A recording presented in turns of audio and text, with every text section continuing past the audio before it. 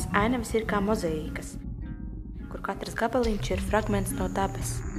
Visi šie fragmenti kopā, salikti kopā, rada kādu noteiktu vietu, kas no vienas puses ir izdomāta, no otras iespējams pastāv.